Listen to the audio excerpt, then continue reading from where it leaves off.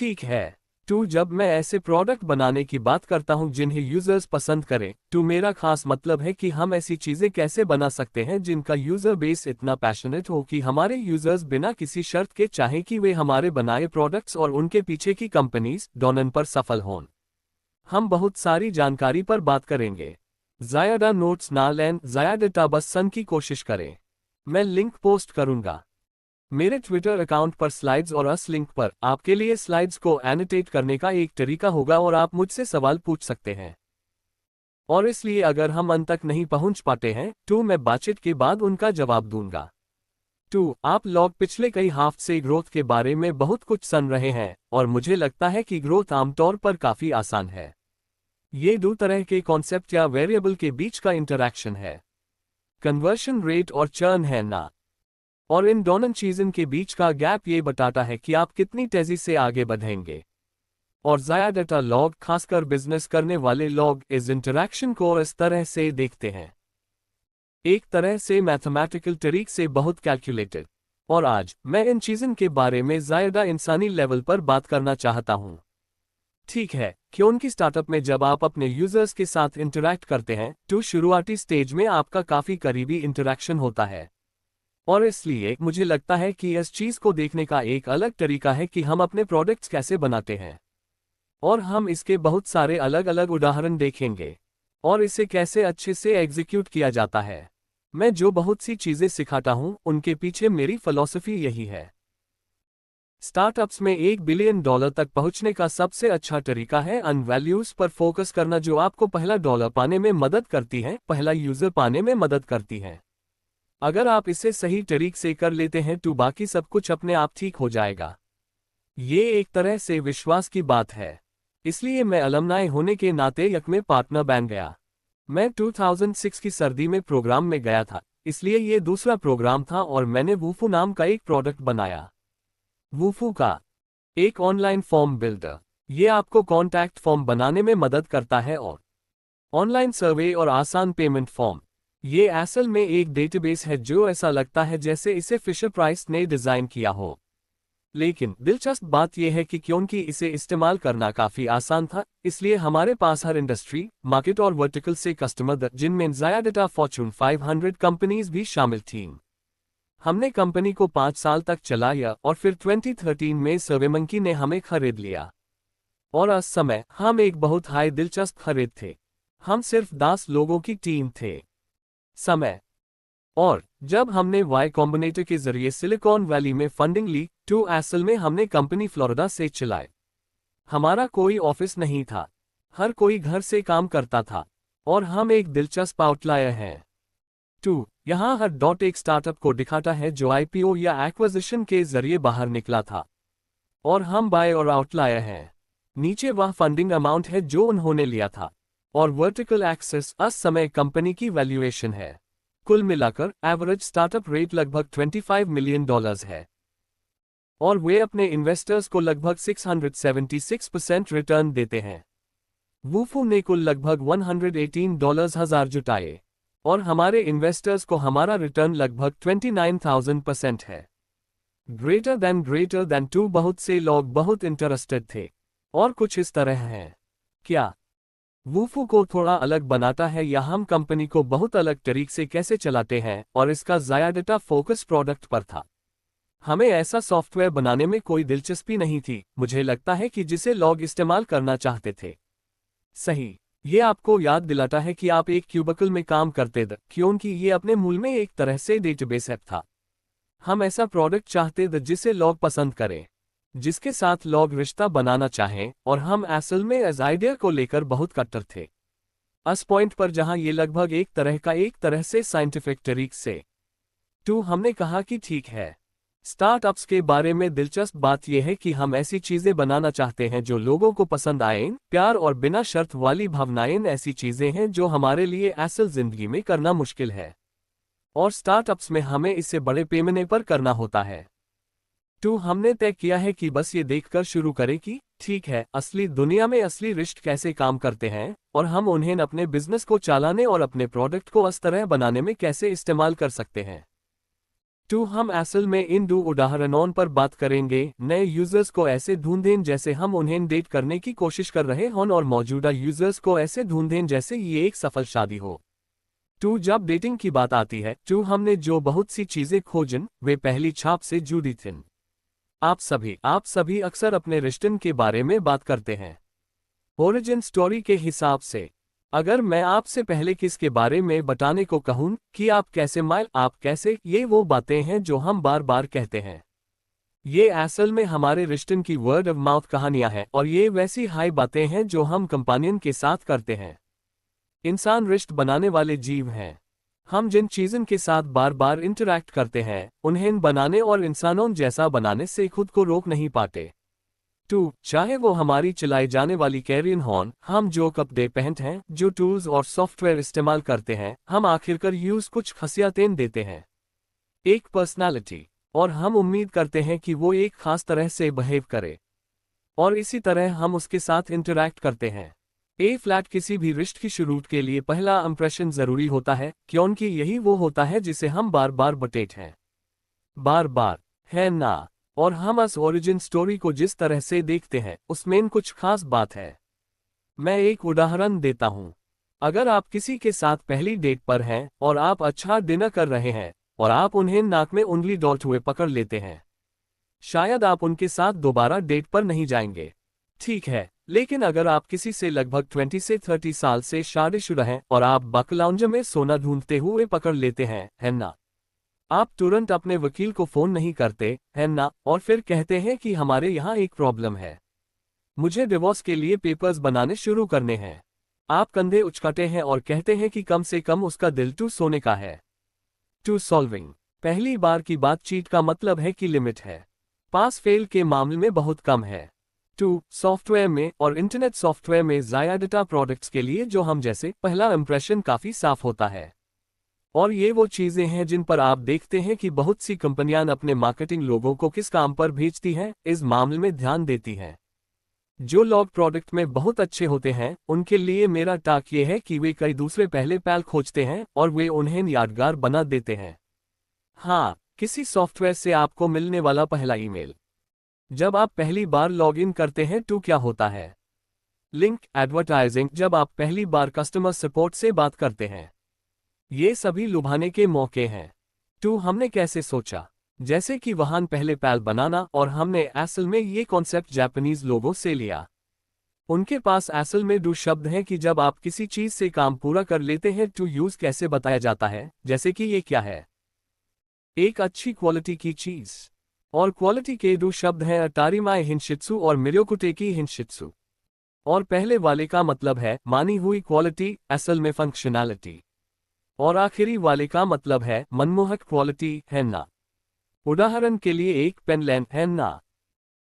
किसी चीज में मिर्योकुटेकी होती है ना। अगर पेन का वजन, जिस तरह से स्याही निकलती है, जिस तरह से लोग पेन से लिखावट पढ़ते हैं, वह पेन इस्तेमाल करने वाले और उससे मिलने वाले फीडन को देखने वाले दोनों के लिए अच्छा है ना। इसे एक तरह से अगले लेवल पर ले जाना। कुछ उदाहरणों से शुरू करें। टू ये वूफू का लॉगिन लिंक है और इस पर एक डायनासोर है जो मुझे लगता है कि बहुत बढ़िया है। लेकिन अगर आप इस पर माउस घुमाते हैं टू स्पीक का एक एक्स्ट्रा फायदा ये है कि इसमें एक टूल टिप है जो ये नहीं बताता कि लॉगिन कैसे करें या ये क्या करता है, लेकिन असल में समवर। और हमने इसके बारे में जो देखा, जैसे शुरुआती यूजेबिलिटी स्टडीज में, उससे लोगों के चेहरे पर मुस्कान आ गई, जैसे बिना किसी शक के, है ना, पूरी दुनिया में। और मुझे लगता है कि कई बार जब हम प्रोडक्ट्स को एसेस कर रहे होते हैं तो हम कभी नहीं सोचते कि इस पर क्या इमोशन है। जब कोई इससे इंटरैक्ट करता है तो उसका चेहरा कैसा दिखता है। ये विमियो का लॉगिन पेज है, ये असल में कुछ इंटीग्रेशन पहले का है। मुझे ये सबसे सुंदर लगता है, लेकिन ये आपको बताता है कि जब आप विमियो के साथ इस सफर की शुरुआत कर रहे हैं तो ये कुछ अलग होने वाला है। वे ये पूरे ऐप में करते हैं। अगर आप फाट शब्द सर्च करते हैं टू जैसे हाय, आप ऊपर और नीचे स्क्रॉल करते हैं, ये फाट की आवाज़न निकालता है ना। कुछ अलग है, जैसे ये साइट आपसे इंटरैक्ट करती है। ग्रेटर देन हम ग्रेटर देन ये थोड़ा जादुई है, ये थोड़ा अलग है। और ये कुछ ऐसा है जिसके बारे में आप बात करना चाहेंगे। इसके बारे में आपको हमेशा इसे डिजाइन के साथ करने की जरूरत नहीं है। ये कॉक के लिए एक साइन अप फॉर्म है जो पहले वाइन पीने के शौकीन लोगों के लिए एक सोशल नेटवर्क हुआ करता था। इस पर ईमेल एड्रेस लिखा है। ये आपका साइन इन भी है और लेजिट होना चाहिए। पहला नाम, आपकी माँ आपको क्या बुलाती है। आखिरी नाम, आपके आमी के दोस्त आपको क्या बुलाते हैं। पासवर्ड, कुछ ऐसा जो आपको याद रहेगा लेकिन अंदाजा लगाना मुश्किल है। पासवर्ड कंफर्मेशन, इसे ऐसे समझो, इसे फिर से टाइप करो। इसे एक टेस्ट की तरह समझो। जब तुम फॉर्म भरते हो तो ये सचमुच एक कविता है ना? और ये एक तरह की चीज है जहां तुम्हें पसंद है। ओ, मुझे इसके पीछे के लोग पसंद हैं। मैं इस अनुभव का मजा लेने वाला हूं। ए फ्लैट, जब तुम इस तरह से फॉर्म भरते हो तो ये क्या कहता है ना? यहाँ पर साइट की पर्सनालिटी कैसी होगी? और जो बात मुझे निराश करती है वह ये है कि याहू अपने हर प्रोडक्ट और सर्विस को इसी लॉगिन फॉर्म का इस्तेमाल करने के लिए मजबूर करता है। मुझे लगा था कि फ्लिकर पर सबसे अच्छे कॉल टू एक्शन में से एक है। वो था, वहां जाओ, है ना? ये हेरोकू का है। Sign up page. मुझे लगता है कि ये पुराना वर्जन है, लेकिन इसकी खास बात यह है कि आपको जो महसूस होने लगता है वह है ओप स्केलिंग अप। मेरा सर्चर और बैक एंड सर्विस उतना हाई आसान है जितना कि ऊपर नीचे ड्रैग करना, अलग अलग तरह के नॉब्स और लीवर्स। इसका बहुत अच्छे से इस्तेमाल होगा और ये दिखता है। स्केल करना काफी आसान है क्योंकि हम कंप्यूटर साइंस के लोगों से भरे कमरे में हैं। मुझे लगता है कि आपको ये पसंद आएगा। ये डॉकलीट है। ये एक कोड एडिटर है और उनके पास सिर्फ एक कॉल टू एक्शन है। जब टाइम लिमिट खत्म हो जाती है तो वे कहते हैं सभी पीस बिल्कुल वेज हाई रहते हैं, बस हम फॉन्ट बदल देते हैं। कॉमिक सांस तक। और वे असल में ये कह रहे हैं कि हम जानते हैं कि हमारे यूजर कौन है, हमारे असली कस्टमर कौन है। वे हाई लॉग होंगे जो इसकी परवाह करते हैं। ये हल है। ये एक HTTP रिवर्स चेक करने के लिए वेबसाइट और कभी कभी वे जगहें जहां आपको जो गलतियां मिलती हैं वे पहले कुछ पैलन के लिए मौके होते हैं। आपके पास 4 में से 4 यही आपको मिलता है। जब हमें मदद की जरूरत होती है तो अक्सर हम बहुत सुंदर मार्केटिंग मटेरियल बनाते हैं, लेकिन जब आपको सच में डॉक्यूमेंटेशन की जरूरत होती है तो हम डिजाइन फीचर्स पर थोड़ी कंजूसी करते हैं। और ये एक ऐसा पॉइंट है जो आप बार बार देखते हैं। एक कंपनी जो इसे सही करती है वह है मेलचिम्प। और उन्होंने जो किया वह ये था कि उन्होंने अपनी सभी हेल्प गाइड को फिर से डिजाइन किया ताकि वे मैगजीन कवर जैसी दिखें। और साथ रात असल में इन सभी फीचर्स पर रीडरशिप बढ़ जाती है। और इन चीज़ों के लिए कस्टमर सपोर्ट, जो लोगों को ईमेल ऑप्टिमाइज करने में मदद करते हैं, कम हो जाता है। डॉक्यूमेंटेशन की बात करें तो स्ट्राइप क्या है? अपी कंपनी के बारे में दिलचस्प बात यह है कि इसमें कोई यूएक्स नहीं होता। यूएक्स असल में सिर्फ डॉक्यूमेंटेशन है ना? और डॉक्यूमेंटेशन में भी मौके हैं, एक तरह से मंत्रमुग्ध करने वाला और हैरान करने वाला। तो एक चीज जो मुझे उनके बारे में पसंद है वह ये है कि उनके उदाहरण बहुत बढ़िया हैं। लेकिन अगर आप सच में जैसे ऐप में लॉग इन करना, ज़्यादातर लोगों के लिए एक बहुत बड़ी परेशानी होती है जब आप ज़्यादातर लोगों के एप्स के साथ काम कर रहे होते हैं, जैसे आपके अपी क्रेडेंशियल्स और कीज लेना। और स्ट्राइप क्या करता है? ये कहता है कि अगर आप ऐप में लॉग इन हैं, हम ऑटोमेटिकली आपके अपी क्रेडेंशियल्स को एग्जाम्पल्स में डाल देते हैं, इसलिए आपको उनका अपी सीखने की कोशिश करते समय सिर्फ एक बार कॉपी पेस्ट करना होगा। जब वूफू तीसरा लॉन्च करना चाहता था, हमारे अपी के वर्जन को देखकर हमें एहसास हुआ कि ठीक है, आखिरकार ये काफी अच्छा है कि हम चाहते हैं कि लॉगस पर कुछ बनाएं। हम ये पता लगाने की कोशिश कर रहे थे कि हम इसे दुनिया के सामने कैसे लॉन्च करें, इसके पीछे हमारी पर्सनालिटी हो। क्योंकि बहुत से लोग वे आमतौर पर प्रोग्रामिंग अपी कॉन्टेस्ट जैसी चीजें करते हैं और वे आईपैड्स और आईफोन्स देते हैं, और इससे आप बाकी सब जैसे दिखते हैं। और इसलिए हमारी कंपनी में एक अजीब वैल्यू है। ये हमारी एक अजीब बात है कि कोफाउंडर्स बड़े पुराने जमाने के पागल हैं, और हम हर किसी को हर दिन पुराने जमाने में ले जाते हैं। साल कंपनी की स्थापना की सालगिरह पर, और इसलिए हमने कहा कि हमें इस तरह का कुछ करना है। और इसलिए हमने armor.com के लोगों से संपर्क किया। हमने कहा कि क्या आप हमें एक कस्टम बैटल एक्स भेज सकते हैं, और हमने कहा था कि अगर आप हमारा प्रोग्रामिंग कॉन्टेस्ट जीते हैं तो आप एक जीतेंगे। नतीजा ये है कि लॉग, मैं इसके बारे में बात करना चाहता था। ये कुछ ऐसा है जिस पर लोग काम करना चाहते थे क्योंकि वे इसे ऐसे कहना चाहते थे जैसे मैं प्रोग्रामिंग कर रहा हूं, एक हथियार के लिए। और अच्छी बात यह है कि हमारे पास 25 से ज़्यादा अलग अलग हमारे लिए ऐसे एप्लीकेशन बनाए गए जिनकी क्वालिटी और क्वांटिटी इतनी थी कि हम बजट में नहीं खरीद सकते थे। और हमारे पास इसके लिए कितना समय था? हमारे पास आईफोन ऐप और एंड्रॉयड और वर्डप्रेस प्लगइन्स जैसी चीजें थीं, है ना? और ये सब इसलिए क्योंकि हमने ये किया कि हमने लोगों के ओरिजिन स्टोरी के बारे में बात करने का तरीका बदल दिया कि वे हमारी किसी सर्विस के साथ कैसे इंटरैक्ट कर रहे हैं, और पूरे दिन इन उदाहरणों पर बात करते रहे। लेकिन मैं इसे ये कहकर शॉर्टकट करूंगा कि आपको बस थोड़ी सी डिटेल्स समझ करानी चाहिए। ये असल में सॉफ्टवेयर के बहुत सारे स्क्रीनशॉट्स हैं जो इसे सही तरीके से कर रहे हैं। इससे पता चलता है कि वे यूजर और कस्टमर का ध्यान रखें। जब लंबे समय के रिश्तों या शादियों की बात आती है तो हमें सिर्फ जॉन गॉटमन की रिसर्च पढ़नी पड़ी। उन्हें मैल्कम रॉडवेल की किताबन में दिस अमेरिकन लाइफ में दिखाया गया है। वह सियाटल में मैरिज रिसर्चर है, और उसके पास एक दिलचस्प पार्लर ट्रिक है जो वह कर सकता है। वह एक कपल की लड़ाई का वीडियो टेप देख सकता है पैसे के बारे में। 15 मिनट के लिए इशू देखें और 85% एक्यूरेसी रेट से अंदाजा लगाएं कि वह कपल 4 साल में साथ रहेगा या नहीं, या डिवोर्स हो जाएगा। अगर वह इस वीडियो को 1 घंटे तक बढ़ा दे और उनसे अपने बारे में भी बात करने को कहे, अमीडन और सपने, ये प्रेडिक्शन रेटिंग 94% तक जाती है। उन्होंने यही वीडियो टेप मैरिज काउंसलर, सफल शादीशुदा जोड़ों, सोशियोलॉजिस्ट, साइकियाट्रिस्ट, पढ़रियन वगैरह को दिखाए और वे रैंडम चांस से ये प्रेडिक्ट नहीं कर सकते कि लोग साथ रहेंगे या नहीं। टू जॉन गॉटमन कुछ बेसिक बात समझते हैं। रिश्ते लंबे समय में कैसे काम करते हैं और असल में हम कैसे लौटते हैं कम समय में भी, ये पूरे सिस्टम और ये कैसा दिखेगा इसका इशारा दे सकता है। और एक हैरान करने वाली बात जो उन्होंने खोजी वह ये नहीं है कि जो लोग शादीशुदा हैं वे बिल्कुल नहीं लौटते। पता चला कि हर कोई लौटता है, और हम सब ठीक इन्हीं चीज़ों के लिए लौटते हैं जैसे पैसा, बच्चे, सेक्स, समय और दूसरी चीज़ें। और दूसरी चीज़ें हैं जैसे जलन और ससुराल वाले। इसे ठीक करने के लिए आप असल में इसका श्रेय दे सकते हैं। इनमें से हर एक प्रॉब्लम कस्टमर सपोर्ट में दिखती है जब आप अपने प्रोडक्ट बना रहे होते हैं।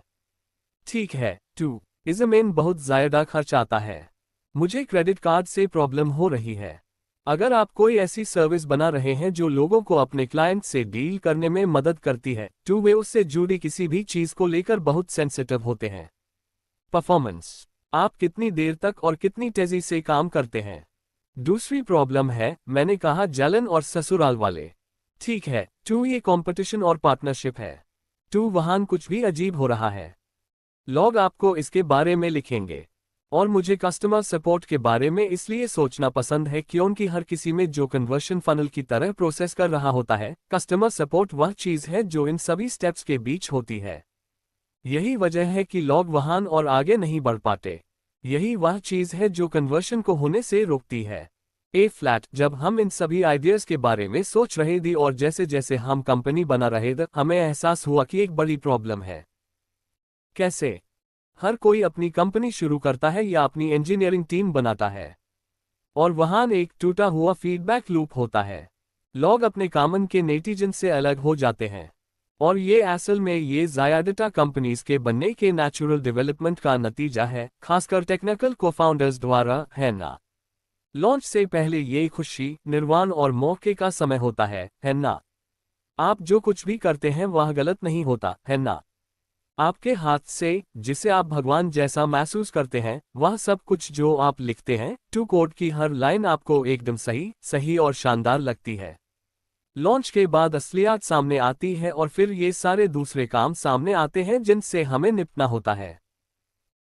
ए फ्लैट टेक्निकल को फाउंडर जो करना चाहते हैं वह शुरुआती हालात में वापस जाना है, और इसलिए हम अक्सर जो करते हैं और जो हम अक्सर देखते हैं वह ये है कि कंपनीज उन सभी दूसरी चीज़ों को अलग करना शुरू कर देती हैं जो असल में एक स्टार्टअप या कंपनी को असली बनती है ना? और दूसरे लोगों से उन्हें करवाती हैं। हमारे हिसाब से ये दूसरे काम कमता है ना? और कंपनी में दूसरे लोग इन्हें करते हैं। और इसलिए हम ये पता लगाने की कोशिश कर रहे हैं कि हम सॉफ्टवेयर डेवलपमेंट को कैसे बदलें ताकि हम कुछ ऐसी वैल्यूज डाल सकें जिनके बारे में हम ज़्यादा बात नहीं करते। जिम्मेदारी, अकाउंटेबिलिटी, विनम्रता, मॉडेस्टी, है ना? और हमने इसे बहुत से दूसरे लोगों की तरह सपोर्ट ड्रिवन डेवलपमेंट कहा, और ये टीडीडी या दूसरी एजाइल प्रैक्टिस जैसा है। ये हाई क्वालिटी सॉफ्टवेयर बनाने का एक तरीका है, लेकिन ये बहुत आसान है। आपको स्क्रम की जरूरत नहीं है, आपको बहुत सारे पोस्ट इट नोट्स की जरूरत नहीं है, आपको बस इतना करना है कि सभी को कस्टमर सपोर्ट के लिए कहना है। और आखिर में आपको फीडबैक लूप ठीक करना होगा, है ना? जो लोग सॉफ्टवेयर बनाते हैं वही यूज सपोर्ट करते हैं, और इसके नतीजे में आपको ये सभी अच्छे फायदे मिलते हैं। 2 मेन से एक है जिम्मेदार डेवलपर्स और डिजाइनर्स और चीजें बनाने वाले लोगों को सपोर्ट करना, वे सबसे अच्छा सपोर्ट देते हैं। ए फ्लैट, हम ऐसा सोचने वाले पहले व्यक्ति नहीं हैं। पॉल इंग्लिश काइक में इसके एक बड़े प्रोपोनेंट और उन्होंने इंजीनियरिंग फ्लो के बीच में एक लाल कस्टमर सपोर्ट फोन लाइन लगाए, और वे बस रेगुलर कस्टमर सपोर्ट कॉल थे। और लोग उनसे अक्सर पूछते थे, आप इंजीनियर्स को $120,000 या उससे ज्यादा क्यों देंगे ताकि वे कोई ऐसा काम कर सकें जिसे आप दूसरे लोगों को कॉल सेंटर जैसे काम के लिए बहुत कम पैसे में कर सकते हैं। और वे कहते हैं, ठीक है, दूसरी या तीसरी बार जब फोन बजता है और इंजीनियर को वही प्रॉब्लम आती है, तो वे जो कर रहे होते हैं यूज रोक देते हैं, वे यूज ठीक कर देते हैं बग, और हमें इसके बारे में फोन कॉल आना बैंड हो जाते हैं। ये एक तरह से अच्छे और शानदार सॉल्यूशन में का करने का एक तरीका है। ए फ्लैट, जॉन गॉटमन इस कारण के बारे में बात करते हैं जिसकी वजह से हम अक्सर एक दूसरे से ब्रेकअप कर लेते हैं। 4 बड़े कारण और उनके चेतावनी के संकेत। वह उन्हें 4 घुड़सवार कहते हैं, है ना? आलोचना, नफरत, बचाव करना और टालमेटल करना। ए फ्लैट, आलोचना असल में ये है कि लोग सिर्फ मौजूदा मुद्दे पर हाई नहीं बल्कि बड़े मदन पर भी ध्यान देना शुरू कर देते हैं। जैसे आप कभी भी, है ना, अपने यूजर्स की नहीं सुनते, या आप हर समय हमारे बारे में नहीं सोचते, है ना? कंटेम्प्ट टैब होता है जब कोई जानबूझकर किसी की बेइज्जती करने की कोशिश करता है। डिफेंसिवनेस का मतलब है जिम्मेदारी ना लेना और अपने कामन के लिए बहाने बनाना। और स्टोनवॉलिंग असल में बैन कर देना है। जॉन गॉटमन के हिसाब से स्टोनवॉलिंग सबसे बुरी चीज़ों में से एक है जो हम किसी रिश्ते में कर सकते हैं। रुको, और अक्सर आप जानते हैं, हम इसके बारे में ज्यादा चिंता नहीं करते। कस्टमर से आलोचना और तिरस्कार। सही, बचाव की भावना, आप इसे हर समय कंपनीज में हर समय देखते हैं, खासकर जब वे बड़े हो जाते हैं।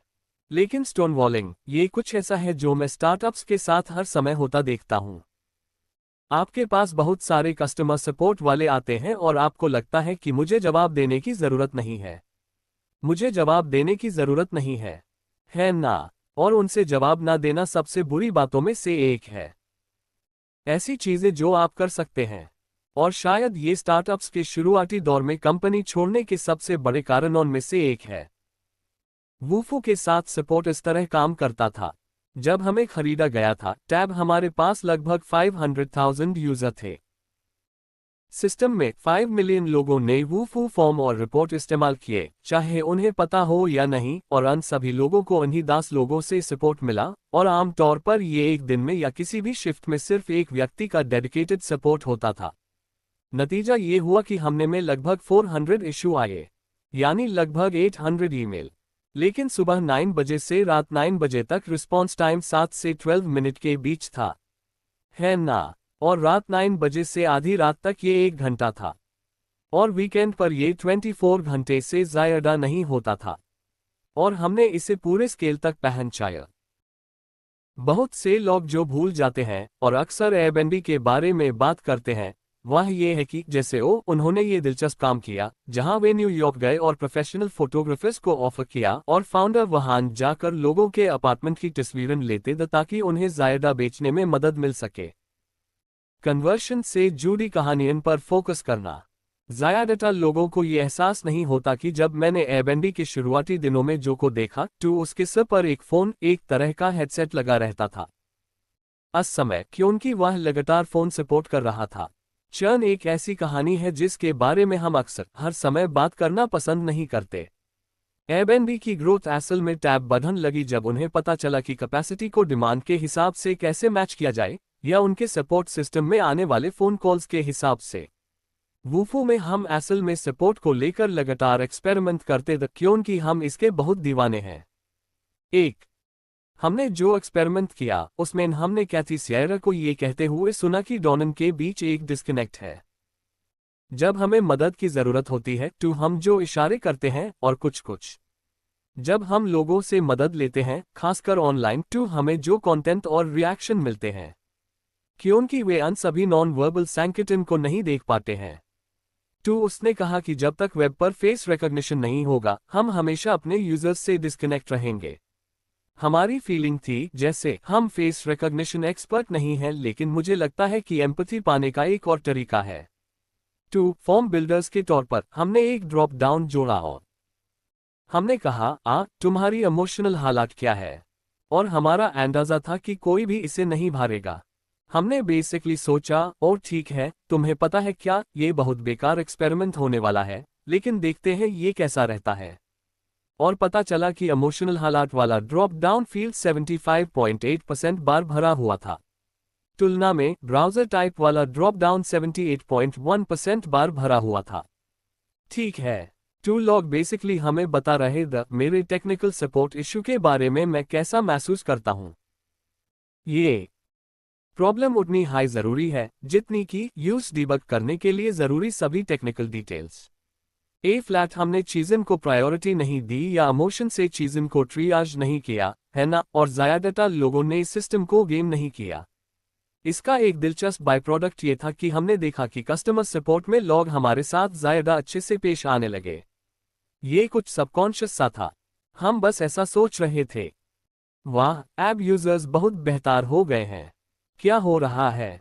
और हम वापस गए और डेटा देखा और हमने कुछ टेक्स्ट एनालिसिस किया और हमें एहसास हुआ कि जब सिर्फ लोगों से बातचीत करने की बात आती है लिखे हुए शब्दन पर, जैसे ईमेल पर, आप अपनी गहरी भावनाएं दिखाने के सिर्फ 3 तरीके हैं, है ना, एक्सक्लेमेशन मार्क, गाली और सभी कैप्स। और पक्का इन तीनों मेट्रिक्स पर वे कम हो गए हैं। कुछ वेज हाई जैसे लोग कस्टमर सपोर्ट में हमसे बात कर रहे थे।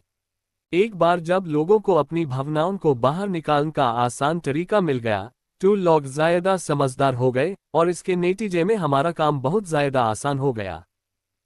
दूसरा बढ़िया बाय प्रोडक्ट यह है कि जब आप ऐसा करते हैं तो आप असल में बेहतर सॉफ्टवेयर बनाते हैं। बेहतर सॉफ्टवेयर असल में ये बहुत सारी रिसर्च से साबित होता है। जैरेड स्पूल, एक यूजर इंटरफेस इंजीनियर जो इस स्पेस में एक तरह से बड़े प्लेयर हैं, कहते हैं कि इसका सीधा कनेक्शन इस बात से है कि हम यूजर्स के साथ सीधे कितना समय बिताते हैं और हमारे डिजाइन कितने अच्छे होते हैं।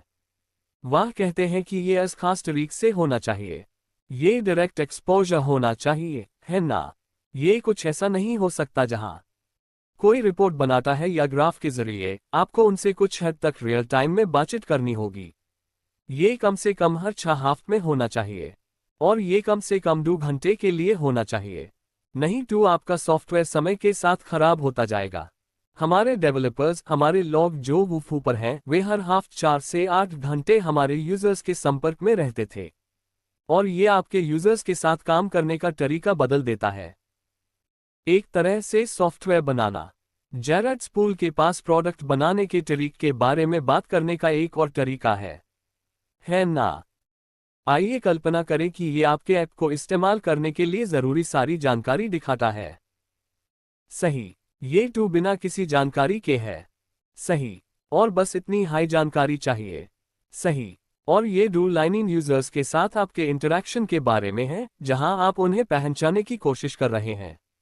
अभी उनका नॉलेज पॉइंट यही है और ये वह टारगेट नॉलेज पॉइंट है जहां आप उन्हें पहचानने की कोशिश कर रहे हैं ताकि वे समझ सकें कि आपका ऐप इस्तेमाल करना है।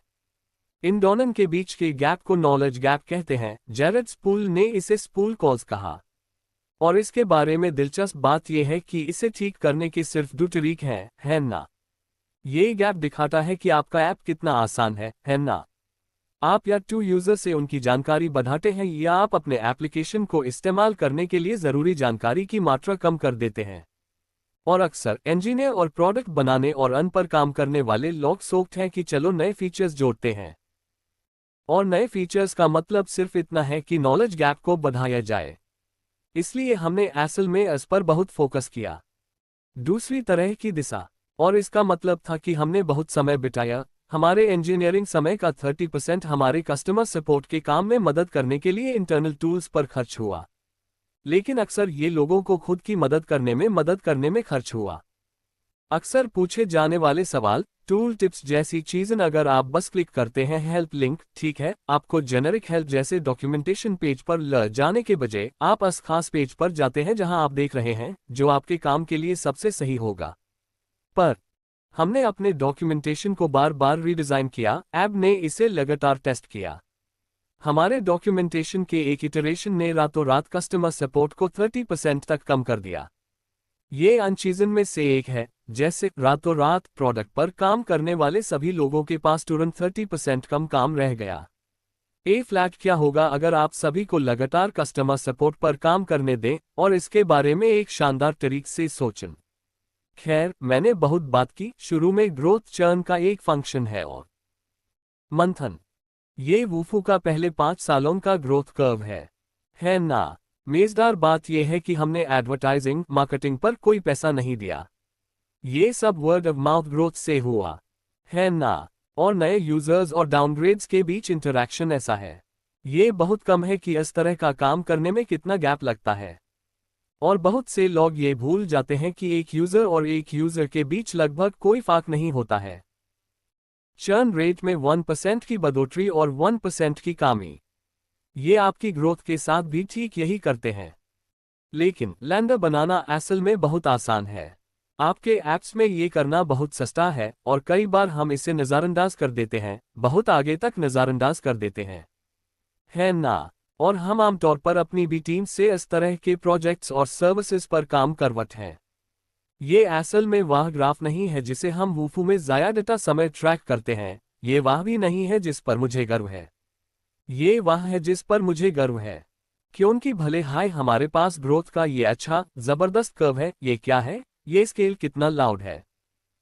कंपनी को छोटा रखें, एक शानदार कल्चर रखें, और इसके लिए मदद के लिए इनमें से बहुत सी चीजें करने की जरूरत थी। लोग वही करते हैं जो उन्हें चाहिए। इसलिए जॉन गॉटमन ने देखा कि रिश्तन और लोगों के तलाक लेने के कारण उनके लिए एक अलग तरह का व्यवहार था। मूल रूप से कुछ लोग ऐसे होते थे जो 10-15 साल साथ रहते थे और फिर अचानक उनका तलाक हो जाता था और कोई दूसरा संकेत नहीं था जो ये दिखाता हो कि ऐसा होने वाला है। और मैं डेटा देख रहा था और मुझे एहसास हुआ कि इन लोगों के बीच कोई पैशन नहीं है, कोई आग नहीं है ना? जब रिश्तन की बात आती है, टू वे थर्मोडायनामिक्स के दूसरे नियम को फॉलो करते हैं, है ना?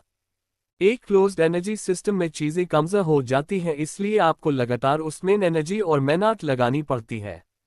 ए फ्लैट जिस तरह से बहुत से लोग प्रोडक्ट्स और में लोगों को ये दिखाने के बारे में सोचते हैं कि मुझे आपकी परवाह है। कंपनीज का काम है कि चलो एक ब्लॉग रखें, है ना? चलो एक न्यूज़लेटर रखें।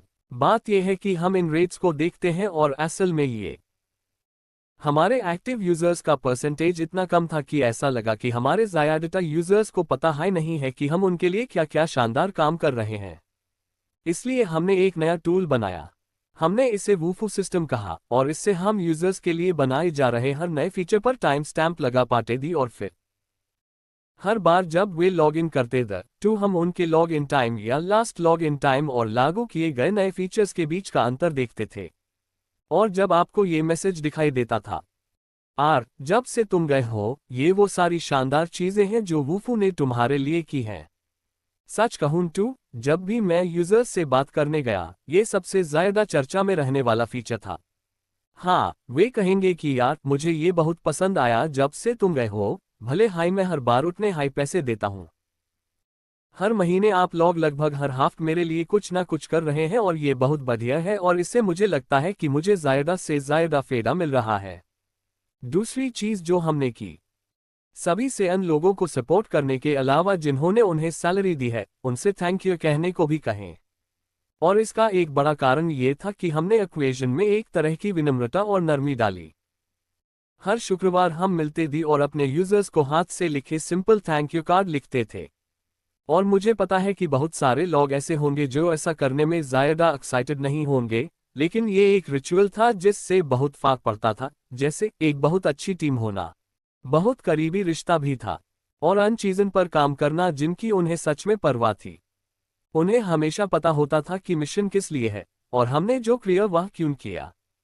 ये कोई फैंसी थैंक यू कार्ड नहीं है ना? वे बस सिंपल हैं, जैसे इंडेक्स कार्ड पर हाथ से लिखी चीजें। हमने एक स्टिकर लगाया और उसके सामने एक डायनासोर चिपका दिया। और मजेदार बात यह है कि हमने ये प्रैक्टिस वूफू शुरू करने के शुरुआती दिनों की वजह से शुरू की थी। क्रिस, रायन और मैं बात कर रहे थे और हम कोशिश कर रहे थे। पता लगाओ हम यूजर्स को ये दिखाने के लिए क्या करने वाले हैं कि हम क्रिसमस के आसपास उनकी तारीफ करते हैं। और वाह क्रिस, ये आइडिया लेकर आए। उन्होंने कहा कि हे दोस्तों, कुछ साल पहले मेरी माँ ने जैसे मुझसे मेरे सभी रिश्तेदारों को थैंक यू नोट लिखने को कहा मेरे क्रिसमस गिफ्ट के लिए। और मुझे ये करना सच में पसंद नहीं था, लेकिन अगले साल मेरे सभी गिफ्ट बहुत अच्छे थे। मुझे लगता है कि हमें अपने बिजनेस के लिए ये ट्राई करना चाहिए और देखना चाहिए। पहले साल हमने अपने सभी यूजर्स को हाथ से लिखे क्रिसमस कार्ड लिखे। दूसरा साल आ गया और हमारे पास बहुत सारे कस्टमर और अभी भी सिर्फ 3 फाउंडर आए थे।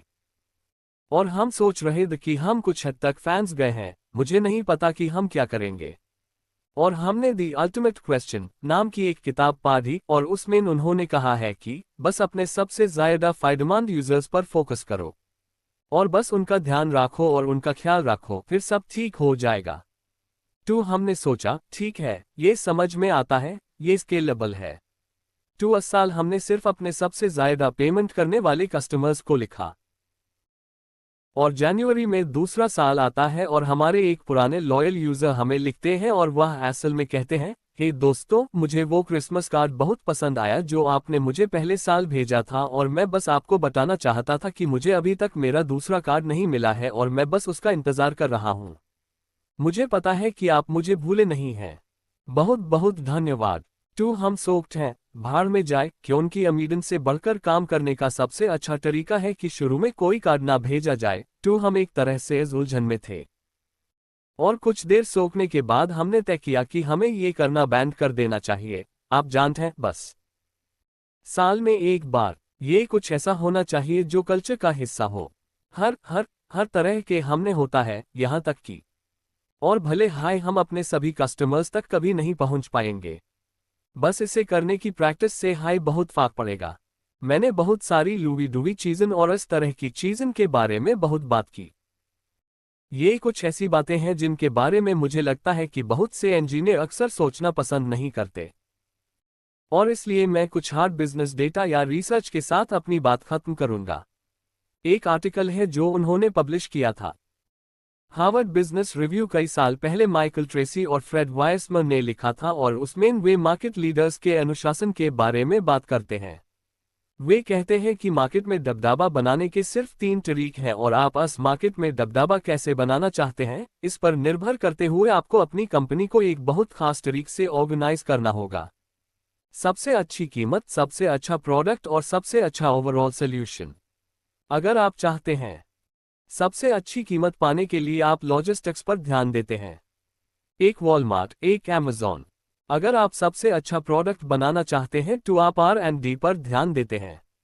एप्पल आमतौर पर इसका एक अच्छा उदाहरण है। सबसे अच्छा ओवरऑल सोल्यूशन कस्टमर के करीब रहना है, और यही वह रास्ता है जिसे आप लग्जरी ब्रांड और हॉस्पिटैलिटी इंडस्ट्री में देखते हैं।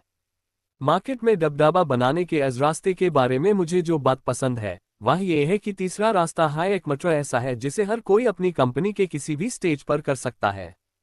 इसे पाने के लिए लगभग कोई पैसा नहीं लगता। से शुरू हुआ। आमतौर पर बस सीओ, थोड़ी विनम्रता और कुछ तौर तरीके चाहिए, और इसका नतीजा ये होता है कि आप अपने मार्केट में किसी भी दूसरे व्यक्ति की तरह सफलता पा सकते हैं। बस इतना आपका बहुत बहुत धन्यवाद। हाँ, अगर आपके कोई सवाल है तो चलिए लेते हैं। ठीक पीछे। ग्रेटर देन ऐसे प्रोडक्ट बनाना जो यूजर्स को पसंद आए। आपके पास कई अलग अलग तरह के यूजर्स हो सकते हैं। आप ऐसा प्रोडक्ट कैसे बनाते हैं जो सभी यूजर्स को पसंद आए? हो सकता है कि कोई ऐसा फीचर हो जो किसी को बहुत पसंद हो लेकिन उसकी वैल्यू कम कर दे। ग्रेटर देन ठीक है। टू जब आपके पास बहुत सारे अलग अलग तरह के यूजर्स वाला प्रोडक्ट हो टू आप क्या करते हैं, है ना? कुछ यूजर्स को एक चीज पसंद आएगी और दूसरी को। और मैं सहमत हूं, इसके लिए एक दिलचस्प फाइन लाइन है। मैं हमेशा आमतौर पर लोगों से यही कहता हूं कि उन लोगों पर फोकस करें जो सबसे ज्यादा पैशनेट हों, खासकर शुरुआती स्टेज में। है ना? जो भी नीचे होगा मैं पूरी तरह से उसी पर फोकस करता हूं। बहुत सारे अलग अलग प्रोजेक्ट्स ने जो किया। मुझे लगता है कि वैन सिल्वरमैन ने पिंटरेस्ट की शुरुआत डिजाइनर्स ब्लॉगर्स से हुई थी, है ना? उनके लिए अपनी चीज़न को छोटा करें और आखिर में आपको कुछ यूनिवर्सल वैल्यूज मिल जाएंगी जो बहुत से दूसरे लोगों को पसंद आएंगी। बस एक बार में एक हाई शुरू करें। और बहुत सारे उदाहरण जो आप ऊपर देखते हैं, बहुत से लोग ये गलती करते हैं कि मैं बस मेरे ऐप को मज़ेदार बनाओ। लेकिन मजाक करना सच में बहुत मुश्किल है ना? आप कुछ मज़ेदार बनाना चाहते हैं। और सच कहूं आपको फंक्शनैलिटी सही रखनी होगी।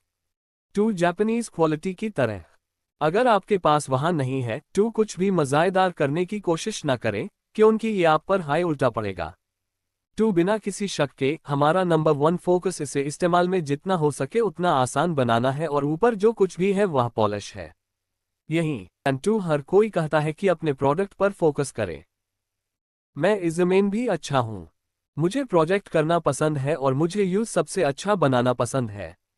लेकिन हम इस खास पॉइंट पर हैं कि हम अपने प्रोडक्ट पर फोकस कर रहे हैं लेकिन हमें लगातार ऐसा नहीं मिलता, है ना? सॉरी। दूसरी बात, हमें प्रोडक्ट पर कितना फोकस करना चाहिए। लेकिन क्योंकि हमें ऐप मार्केटिंग करनी चाहिए, हमें कस्टमर पाने चाहिए और कस्टमर से बात करना शुरू करना चाहिए। लेकिन जब आप अपने प्रोडक्ट पर बहुत ज़्यादा फोकस करते हैं, जैसे ऑनलाइन यूजर के पास होते हैं, ठीक है, आप लोगों का क्या मतलब है जब आप कह रहे हैं कि सिर्फ अपने प्रोडक्ट पर फोकस करें और सबसे अच्छा प्रोडक्ट दें? ग्रेटर देन ठीक है। सवाल यह है कि हम इस तरह की चीज़न में कैसे बैलेंस करें, जहां हम काम करने के लिए जुनूनी होना चाहते हैं प्रोडक्ट फिर भी, लेकिन बाकी सभी स्किल्स और एक कंपनी को जिन कामन की ज़रूरत होती है, जैसे मार्केटिंग और ब्रांडिंग और वो सब, और हम उन्हें कैसे बैलेंस करते हैं। और बात यह है कि ये टैप शुरू होता है जब आप लगातार बहुत सारी चीज़ों को एक साथ रखते हैं।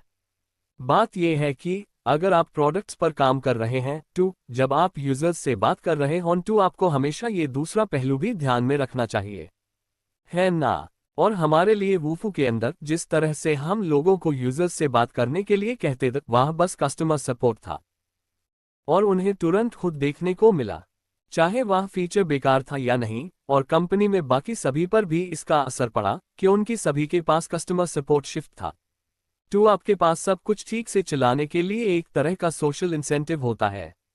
और इसलिए जैसे मैंने कहा, ऐसा कोई पॉइंट नहीं होना चाहिए जहां आप सिर्फ प्रोडक्ट पर फोकस करें। आपके पास हमेशा समय होना चाहिए जहां आप प्रोडक्ट पर काम करें और फिर आप देखें कि यूजर्स आपसे क्या कहते हैं। और आपके पास हमेशा ये वर्चुअल जैसे फीडबैक लूप ऑन रहना चाहिए वहां। इसलिए जब आपके पास वह ना हो सावधान रहें। अगर आप लकी हैं अक्सर यही होता है। मार्केटिंग और सेल्स के मामले में, जैसे आमतौर पर मुझे लगता है कि आपको मार्केटिंग और एडवर्टाइजिंग इन सब चीज़ों पर पैसा खर्च करना पड़ता है। ये आमतौर पर एक टैक्स होता है जो आप इसलिए देते हैं क्योंकि आपने अपने प्रोडक्ट को शानदार नहीं बनाया है। सही। वर्ड ऑफ माउथ ग्रोथ सबसे आसान तरह की ग्रोथ है और इसी तरह बहुत सी बड़ी कंपनीज आगे बढ़ती हैं। पता लगाएं कि इंतजार कैसे करें, पसंद कैसे करें, एक ऐसी कहानी बनाएं जिसे लोग बताना चाहें आपके प्रोडक्ट के बारे में, जहां वे डिनर टेबल पर सबसे दिलचस्प इंसान होते हैं, है ना? और फिर वह इंसान आपका सेल्स पर्सन होता है ना? वह इंसान आपके लिए आपकी सेल्स फोर्स है। यही ग्रेटर देन जैसे आपको कस्टमर या यूजर की जरूरत और डिमांड कहां साफ पता चलती है, क्या वहां सही सोल्यूशन है। आप इंजीनियरिंग और डिजाइनिंग टीम से कैसे बात करते हैं ताकि ये पक्का हो सके कि क्योंकि कभी कभी टीम के लोग आइडिया लेकर आते हैं और फिर भी दिन के आखिर में आप ये फैसला कैसे कर सकते हैं कि कहाँ जाना है। जाना। ग्रेटर देन ओ टू आप प्रोडक्ट पर फैसला कैसे लेते हैं और जब कई अलग अलग रास्ते हों टू अपनी इंजीनियरिंग टीम को ये कैसे बटेट है। मुझे ऐसा लगता है टू हमारे लिए हमने सिर्फ सपोर्ट देखा। ये बहुत आसान था क्योंकि आप अक्सर देखते थे कि लोगों को किन चीज़ों में सबसे ज़्यादा दिक्कत हो रही है या लोग हर समय पूछते रहते हैं। आप लोगों से फीचर रिक्वेस्ट मिलने से खुद को रोक नहीं पाते, चाहे आपके प्रोडक्ट या ऐप में कोई भी ओपनिंग या छेड़ हो। जैसे लोगों को वहां फीचर रिक्वेस्ट डालना पसंद आएगा तो आपको आसानी से पता चल जाएगा कि वे क्या चाहते हैं। एक प्रोडक्ट पर्सन और इंजीनियर के तौर पर आपका काम सिर्फ वही करना नहीं है जो वे कहते हैं, क्योंकि इस तरह आप सिर्फ उनके गुलाम बन जाएंगे। आपको गहराई से ये पता लगाना है कि इन चीज़ों के पीछे क्या कारण है और उस गहरे कारण को हल करना है। बात यह है कि हर कोई अलग तरीका चाहता है। आखिर में बात इस पर आती है कि कोई ना कोई तो कुछ पता लगा ही लेगा, लेकिन मैं हर छोटे आइडिया का सबसे छोटा वर्जन भी बनाता हूँ। इसे बनाने में 1 या 2 हफ्ते से ज़्यादा नहीं लगता और आप उन्हें आजमा कर देख सकते हैं कि क्या काम करता है और क्या नहीं। मुझे लगता है कि कई अलग अलग प्रोडक्ट डायरेक्शन रखना खतरनाक है जिन्हें समझने में बहुत समय लगता है। सैम। ग्रेटर देन इससे जुड़ी क्या आप एक दिन के लिए राजा वाली बात बता सकते हैं। ग्रेटर देन हाँ ठीक है। टू मुझे हैकाथन पसंद नहीं है। मुझे लगता है कि अंदर किए गए काम के मामले में वे बेकार हैं। कंपनीज का, क्योंकि आप किसी ऐसी चीज पर 48 घंटे काम करते हैं जो बहुत मुश्किल हो और जिसके लिए आप पैशनेट हों और इनमें से 99% कभी प्रोडक्शन तक नहीं पहुंच पाती, और ये सच में बहुत दुख की बात है। तो हमारे लिए हमने इसे उल्टा कर दिया और हम एक ऐसा आइडिया लेकर आए जिससे हमने एक दिन के लिए किंग कहा और ये वीकेंड पर सच में काम कर गया। लेकिन ये ऐसे काम किया कि कंपनी में किसी को रैंडमली चुना गया और वह किंग बन गया और किंग को बाकी सबको बताना था कि प्रोडक्ट पर क्या करना है। टू वूफू के बारे में जो कुछ भी उन्हें परेशान कर रहा था, क्लस्टर सपोर्ट वाली चीज़ों के बारे में या कोई ऐसा फीचर जिससे वे सच में बनाना चाहते थे। उनके पास engineering resource, market resource, company के अंदर हर किसी के एडवर्टाइजिंग रिसोर्स है ताकि ये हो सके। और हाँ, हम उनके साथ मिलकर ये पता लगाते थे कि 48 घंटे में असल में क्या किया जा सकता है। लेकिन हम ऐसा साल में 1 से 2 बार करते थे और ये एक बहुत बड़ी हिट थी और इससे हौसला बढ़ा क्योंकि लोगों को ये सबसे ज्यादा पसंद है। ये अन चीज़न पर काम करने जैसा है जहां ऐसा लगता है ओ मैंने ऐप में कुछ बदलाव किया है ना। और इसलिए हमारे लिए ये एक तरीका जिससे हम प्रोडक्ट डायरेक्शन के लिए टाइम की बांटना चाहेंगे। ऐसा होता है कि कभी कभी आपके लिए काम करने वाले लोगों की इस बारे में पक्की राय होती है कि इसे कहाँ जाना चाहिए, और इसे थोड़ा बहुत डेमोक्रेटाइज करने का ये एक अच्छा तरीका है, इसे रोटेट करके। हाँ, ग्रेटर देन आपने कहा कि आप सब घर से काम करते हैं। आमतौर पर ये एक व्यूअर सपने जैसा लगता है। अस ऑफिस में आप ये काम कैसे करते हैं। ग्रेटर देन ठीक है टू हम सब घर से काम करते हैं। टू मैं आपको ये बता दूं, हम सब अभी भी टैम्पा बे एरिया में काम करते हैं। हम किसी को भी कहीं से भी काम करने देते हैं, लेकिन आमतौर पर जब हमने उन्हें रिक्रूट करने की कोशिश की टू वे हमारी टीम से माइल और उन्होंने बस तय कर लिया ठीक है हम वेज भी यहीं आना और रहना चाहते हैं। रिमोट काम करना खास तौर पर मुश्किल है। बहुत से लोग इसे रोमांटिक बनाना पसंद करते हैं, खासकर वे लोग जो एम्प्लॉय की तरह हैं। लेकिन बात यह है कि एक ऑफिस आपको बहुत सारे फायदे, सही और एफिशिएंसी देता है जो आप ऐप जब आप रिमोट वर्किंग करते हैं तो आपको इसकी भरपाई करनी पड़ती है। लेकिन रिमोट वर्किंग में दूसरी तरह की एफिशिएंसी भी होती है। उदाहरण के लिए मुझे इस बात की चिंता नहीं करनी पड़ती कि मेरे एम्प्लॉय आने जाने में अपने दिन के 2 घंटे बर्बाद कर देंगे। इसलिए रिमोट वर्किंग के लिए हमें जो सबसे बड़ी चीज करनी थी वह थी रिस्पेक्ट करना लोगों का समय। और इसलिए हमने इसे इस तरह सेट किया था कि वूफू में असल में हमारा वर्क वीक 4.5 दिन का था। शुक्रवार को आधा दिन सभी मीटिंग्स और बाकी चीज़ों के लिए था।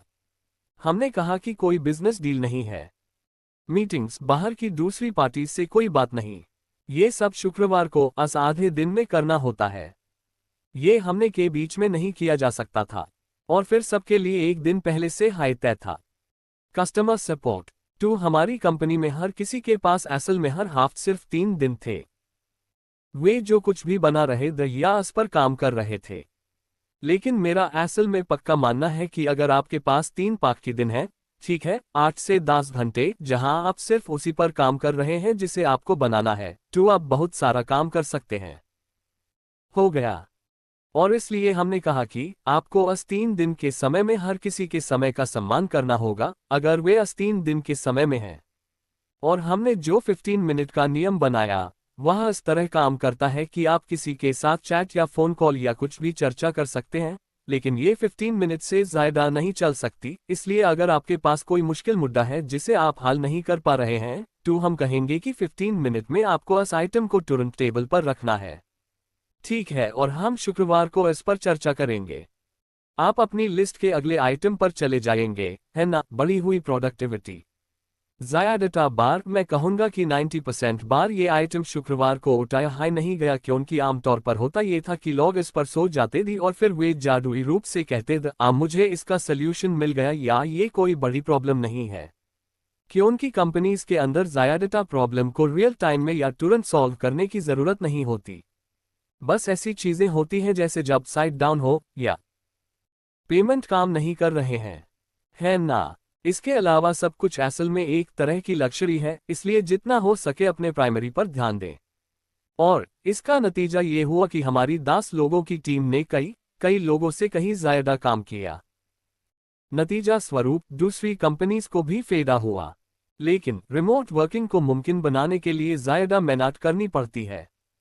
हम एक बहुत हाई डिसिप्लिन टीम है, और मुझे कहना होगा कि यक में ऐसी बहुत कम कंपनीज हैं जो असल में वैसा कर पाए हैं जैसा हम करते हैं। मुझे लगता है कि यक में सिर्फ 2 और कंपनीज हैं। वाह, काम करने का तरीका एक जैसा हाई है, इसमें बहुत अलग तरीके से ज्यादा काम करना पड़ता है। सही, ऑफिस आपको प्रोडक्टिविटी से जुड़ी इन सभी चीज़ों के मामले में थोड़ा आलसी होने देता है ना? ठीक है, यहाँ ग्रेटर देन ठीक है। टीम के लीडर के तौर पर आपने कंपनी का कल्चर कैसे बनाया और साथ हाई कर्मचारियों की गिनती, अकाउंटेबिलिटी, खासकर वर्किंग स्पेस।